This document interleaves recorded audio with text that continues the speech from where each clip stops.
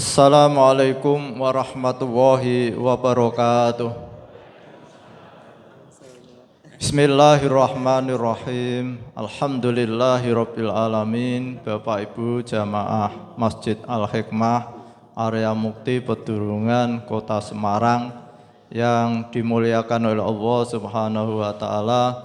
Alhamdulillahirabbil alamin. Pada malam hari ini kita diberi nikmat sehat, nikmat kesempatan oleh Allah Subhanahu wa taala. Kita gunakan hadir di majelis yang mulia ini dalam rangka memperingati Maulid Nabi Muhammad SAW. Semoga kita memperoleh nur Nabi Muhammad SAW. Amin amin Allahumma amin. Bapak Ibu yang saya hormati, sebagaimana kemarin saya sampaikan bahwa upaya kafir Quraisy untuk membawa orang-orang yang hijrah di Ethiopia tidak berhasil, sementara Sayyidina Umar yang tadinya memusuhi bahkan rencana membunuh Nabi Muhammad dalam hitungan jam berubah menjadi orang yang setia akan membela Nabi Muhammad. Nah, ini membuat Abu Jahal dan Abu Lahab itu kebingungan. Kenapa? Umar bin Khattab yang begitu gigih ingin membunuh Nabi Muhammad, tahu-tahu menjadi orang yang membela Nabi Muhammad. Akhirnya diadakanlah rapat. Penggede-penggede Quraisy itu Pak Haji Udawi, rapat akbar. Seluruh tokoh-tokoh dikumpulkan untuk merencanakan pembunuhan Nabi Muhammad SAW dan pengikut-pengikutnya. Jangan sampai ada satu orang pun yang hidup dalam kondisi kelaparan. Maka disepakati adanya boikot. Jadi orang-orang Islam diboikot Pak Parti.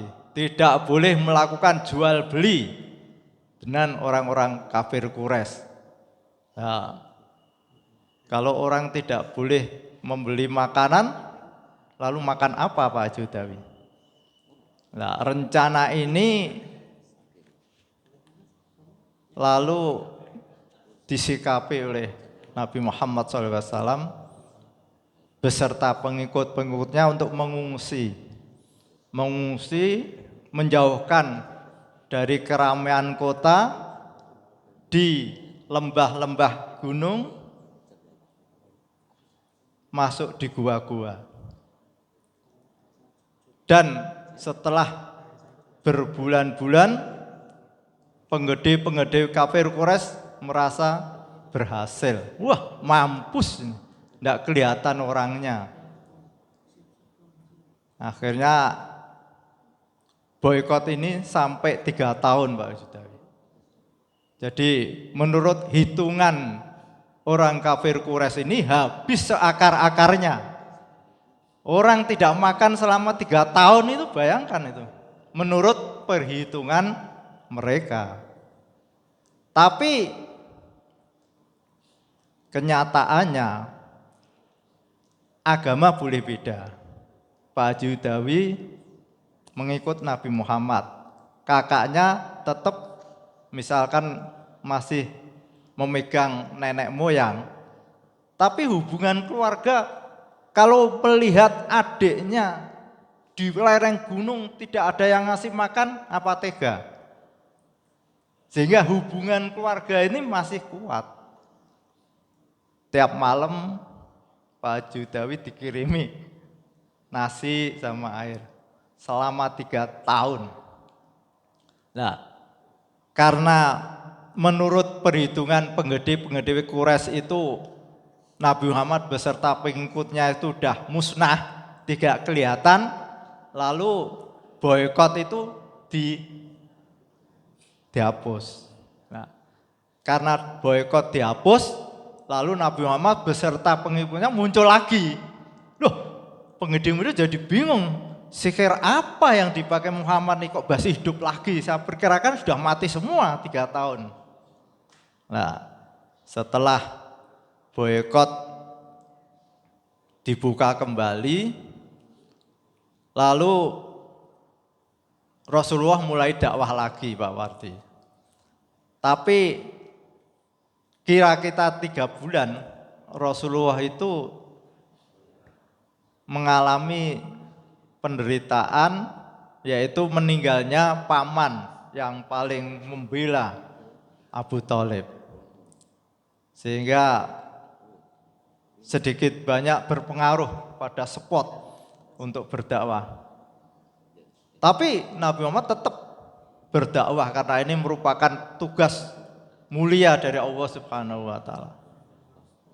Kira-kira 3 bulan lagi istri yang tercinta, yang bisa menghibur ketika menderita, meninggal.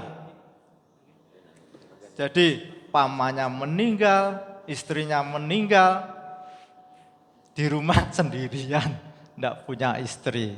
Jadi kita ketahui bahwa Rasulullah beristri 1 sampai meninggalnya Siti Khadijah. Jadi kalau ada orang menuduh Rasulullah itu, wah istrinya 9, seneng wanita. Nanti lihat sejarah di sini, harus kita baca, bisa melawan bahwa Nabi Muhammad itu bukan apa Pak, playboy. Nah, jadi Rasulullah beristri 1 sampai meninggalnya Siti Khadijah. Meninggalnya Abu Thalib dan Siti Khadijah lalu dihibur oleh Allah Subhanahu wa taala pada tahun 621 dijak jalan-jalan, Isra dan Mi'raj. Isra diperjalankan sebagai hiburan. Jadi nak sedih Pak Parti ya, berjalan-jalan untuk menghibur. Tapi hiburan ini memberikan satu pukulan yang berat bagi Rasulullah, karena Rasulullah mau tidak mau bercerita dalam hitungan menit dari Masjidil Haram ke Masjidil Aqsa ditempuh. Padahal kalau perjalanan pakai unta itu sampai 3 tahun berapa bulan lah pokoknya. Jadi akhirnya ini menjadi bahan pembicaraan oleh orang-orang kafir. Muhammad itu sudah gila itu. Tidak mungkin dari Mekah sampai Palestina hanya hitungan jam. Ini sudah tidak waras lagi. Wah rame itu di Mekah. Bahkan sampai pengikut Nabi Muhammad sendiri itu ragu. Wah jangan-jangan Muhammad ini benar-benar gila ini. Nah, dari pengikut-pengikut itu memang ada sebagian Pak Judawi yang murtad karena tadi peristiwa Isra Mi'raj sehingga dia kembali kepada nenek moyang. Tapi sebagian yang ragu-ragu mendatangi Sayyidina Abu Bakar. Abu Bakar, Nabi Muhammad tuh kira-kira benar. Nah kenapa? Masa dari Masjidil Haram ke Masjidil Aqsa di Palestina hanya hitungan jam? Wah, coba nanti saya tak tanya. Saya ingin mengetahui sejauh mana kebenaran itu. Saya sudah pernah lihat Masjidil Aqsa. Nanti akan saya tes. Kalau memang benar jawabannya berarti benar. Benar. Jadi Abu Bakar As-Siddiq menanyakan pada Nabi Muhammad, apa benar Nabi Muhammad itu diperjalankan oleh Allah Subhanahu wa taala dari Masjidil Haram ke Masjidil Aqsa itu dalam hitungan jam? Ya benar. Kalau benar saya akan tanya, pintunya Masjidil Aqsa itu ada berapa? Lalu yang sebelah kanan warnanya apa? Lalu yang ujung sana warna benar semua. Akhirnya, oh kalau begitu saya membenarkan apa yang Anda ceritakan.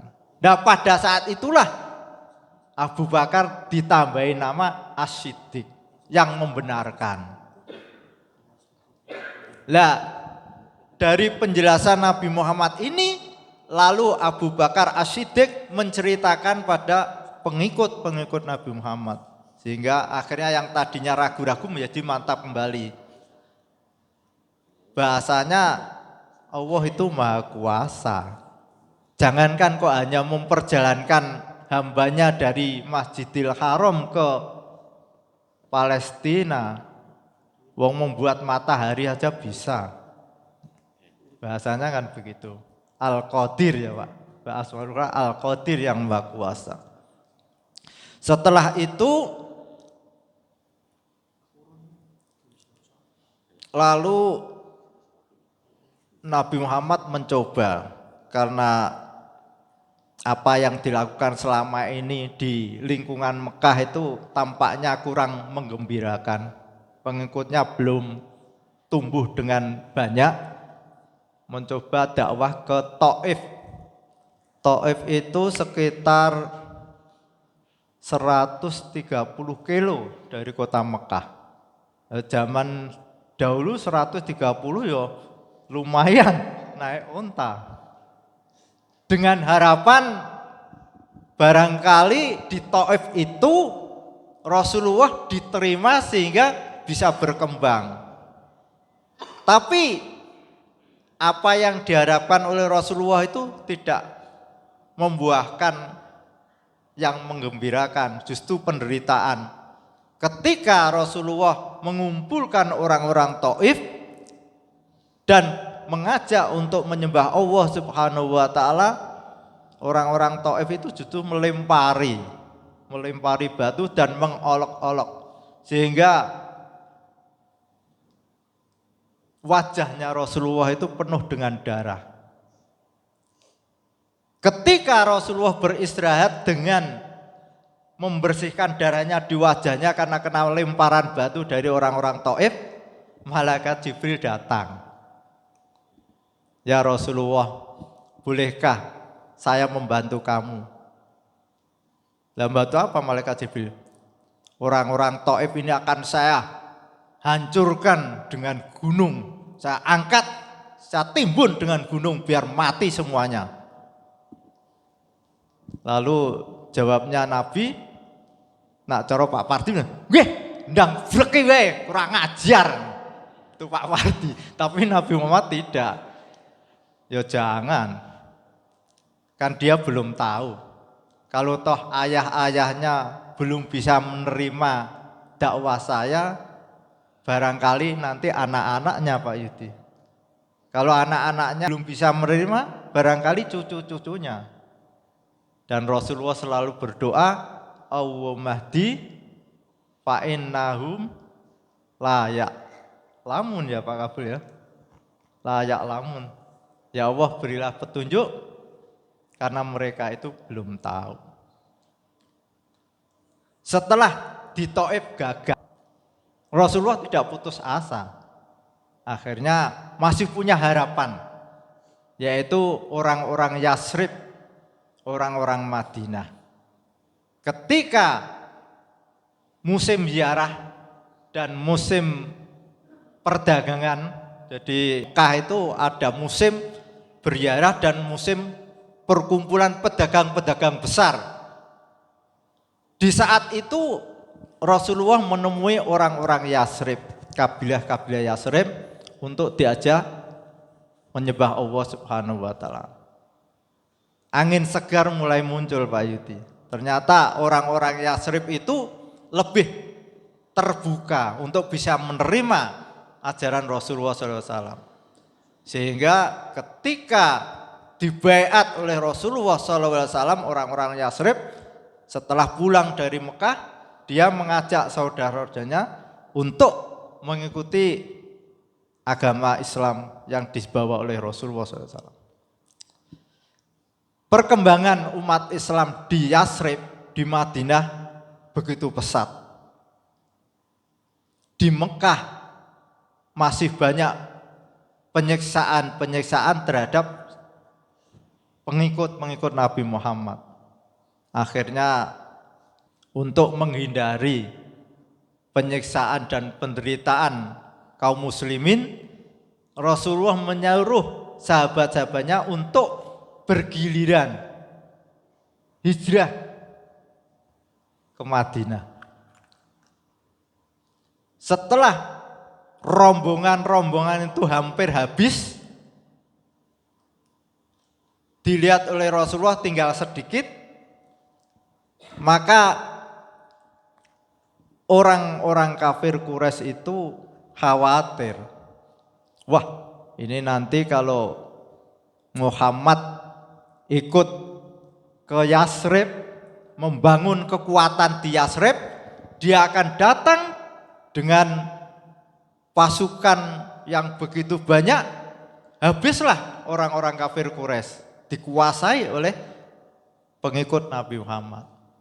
Rapat Pak Udawi, penggede-penggede itu rapat akbar untuk merencanakan ngatasi wong siji iki lho, wangele apure, ponakane Abu Thalib lho. Akhirnya dalam rapat itu diputuskan Muhammad harus dibunuh. Setelah diputuskan Muhammad harus dibunuh sebelum dia hijrah ke Madinah, diadakan seleksi Pak Yudi.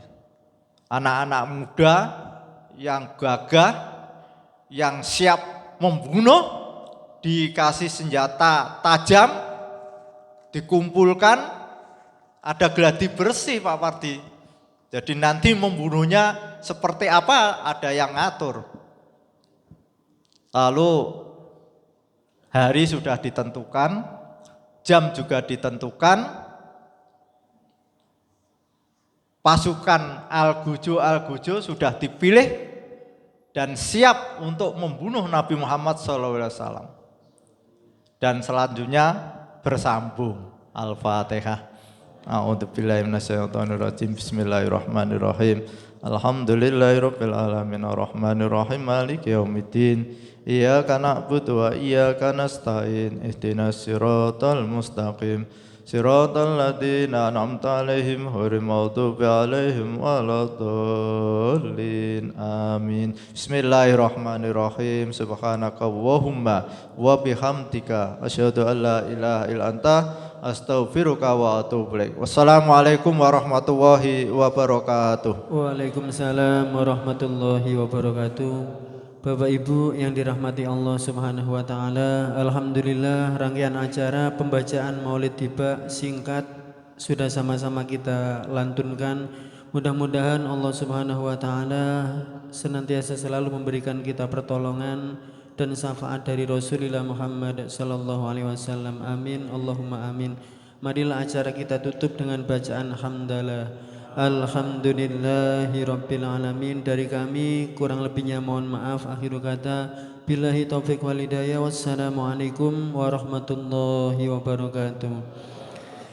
Bismillahirrahmanirrahim. Allahumma barik lana fima razaqtana wa qina adzabannar.